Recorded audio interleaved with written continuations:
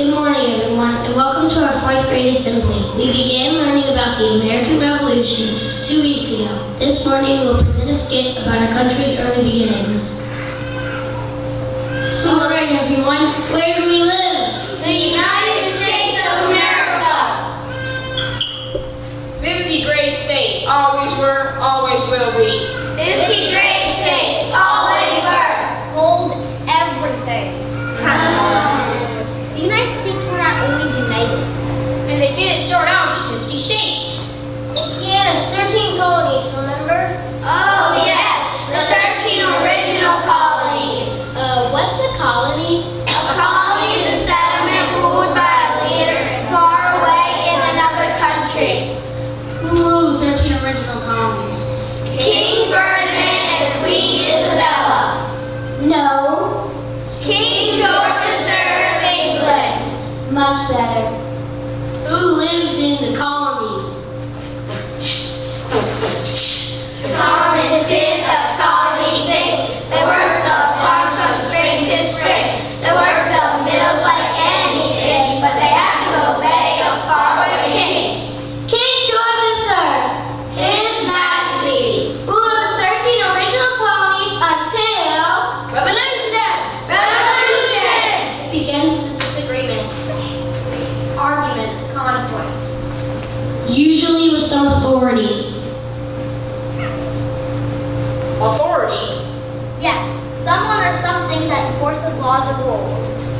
Take charge. You mean like a boss? Right, not a good boss. An unjust authority. And what happens next? Revolution! Revolution! People overthrow one government. Take it out? Totally. Then what? Replace the old government with a new one. Revolution! Revolution! It's what the American colonists started up in the 1700s. The American Revolution. R. Rebellion. E. England. V. Valiance. O. Order. L. Liberty. U. United States. T. Economic representation. I. Independence. O. Overthrow the British. N. New nation. Revolution!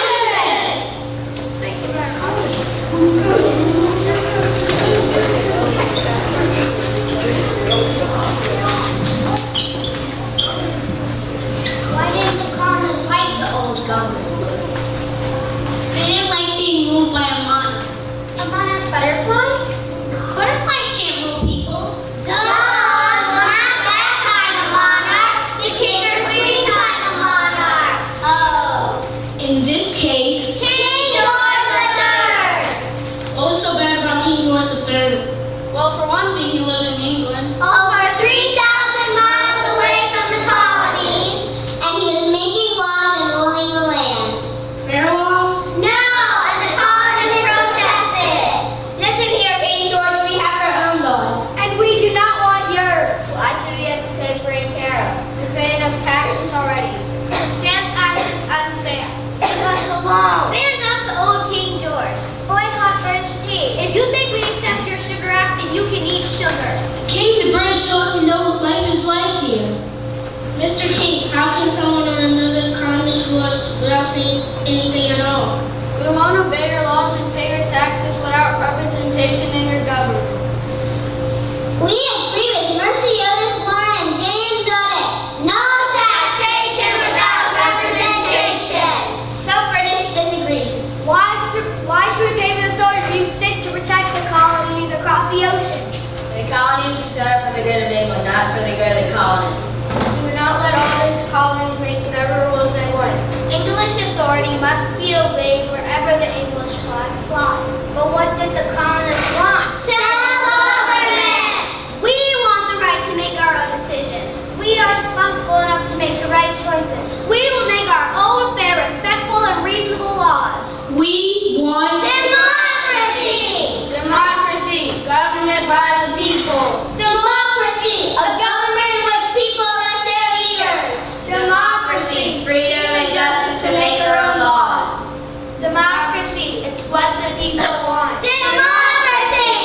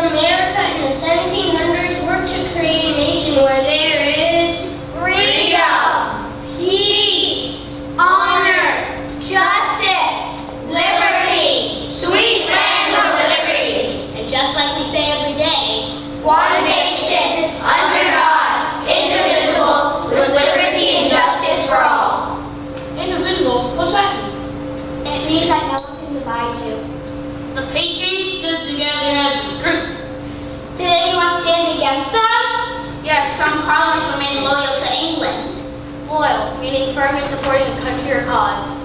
Loyal, meaning faithful. Like dogs are loyal to their owners? Well, sort of. Like students are loyal to their teachers? That's more like it. The colonists who are loyal to England were called Loyalists! God save the king! colonists who wanted an independent new nation were called Patriots! one more time. Loyalists! Loyal to England! Patriots! An independent new nation! I hope the Patriots have some good leaders. They had one leader who went to Britain to ask for representation. They had a leader who was a scientist and inventor. They had a leader who felt all the colonists should work together. Not separately. They had a leader who became a writer on the Declaration of Independence and a member of the Continental Congress. They had a leader who helped organize the first American army and appointed George Washington as commander-in-chief. Wow, that's a lot of good leaders. That was all one person. One person? Who? Benjamin Franklin. What a guy. A talented man with a very big plan. We interrupt this program for a special report. Today, March 5th, 1770, in Boston, some angry colonists were shouting insults at British soldiers. Go ahead and shoot, redcoats. The colonists threw rocks and snowballs at the soldiers. The British fired back with their guns. 5 colonists killed, including Christmas Adams. Christmas Adams, a runaway slave and the first African American to be killed fighting for America. The Boston Massacre, March 5th, 1776.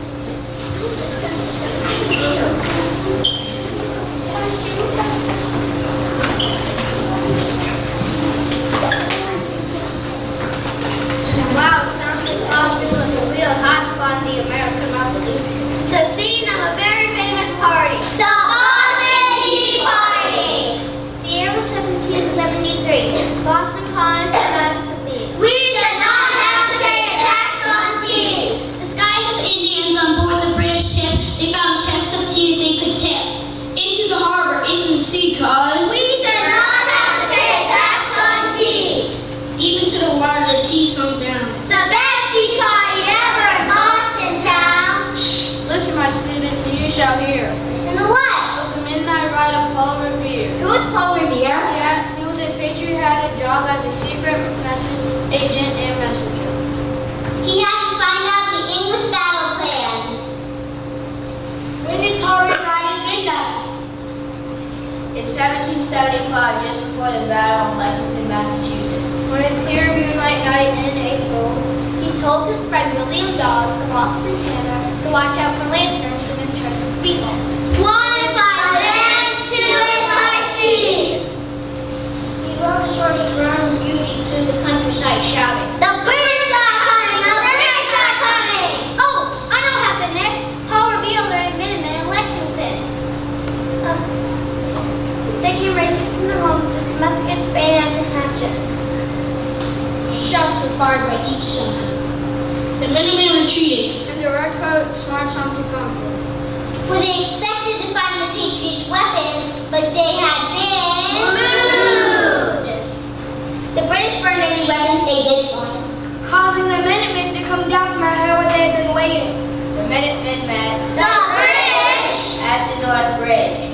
And the shot was fired, which to be known as The shot heard around the world. Out of the 4,000 Minutemen in Lexington and Concord, only 93 were killed or wounded. When the British marched back to Boston, hidden Minutemen shot at them. The total British losses were 73 killed and 174 wounded. So 14. The battles at Lexington and Concord marked the beginning of The American Revolution! Has anybody ever heard of Patrick Henry? He was a colonist who lived in Virginia. He told the Virginia household of princes that they were alone. Not England. Should decide what taxes were placed.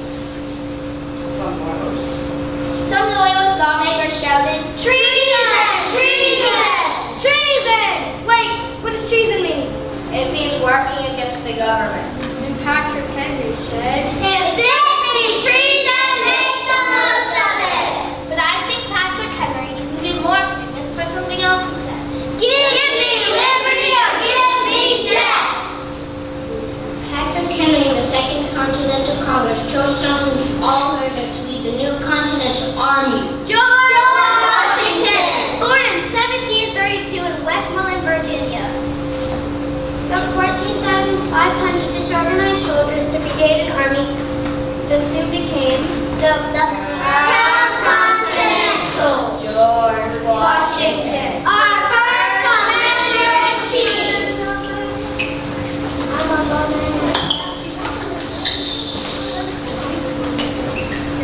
George Washington and the other colonists wanted to rule themselves.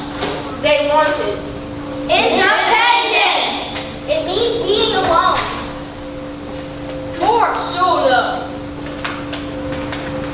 Doing something all by yourself. Hello, does the word freedom ring a bell? Our country has freedom. Our country has independence. It all started with the colonists. Who thought so they could do whatever they wanted. Hey, wait, just because you have independence, that doesn't mean you can do whatever you want. In order for independence to work, the colonists knew, and we know, People must follow laws. respect the country and its citizens. Are kids independent? Yes. No. Well, which one is it? Yes or no? Actually, the answer is Both. We help make plans and we have no choice. Our parents and our teachers give us a voice. But we're still kids and we still depend on a mother or a father or a teacher or a friend. So, independence is the freedom to govern one's own self. thanks to Thomas Paine's idea and common sense. King George is an unfair boy. Why should one person rule us? The colonists felt they should cut their ties with Britain. Congress formed a committee to write a declaration. A declaration is an important statement. Well, I declare. The committee member who did most of the writing was Thomas Jefferson. Leader of the Patriots. On my 34 years old when he wrote the Declaration of Independence. Which took him 17 days to write. Aww, 17 whole days. Amazing! Only 17 days? The Declaration was written in 3 parts. Part 1, why independence was needed. Part 2, The Patriots' main idea about government. We hold these truths to be self-evident, that all men are created equal, that they are endowed by their Creator with certain unalienable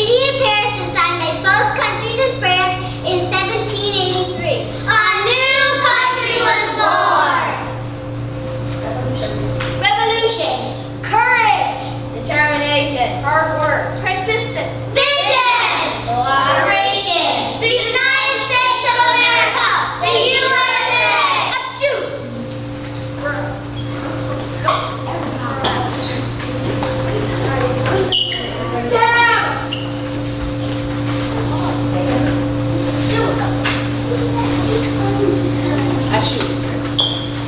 Achoo.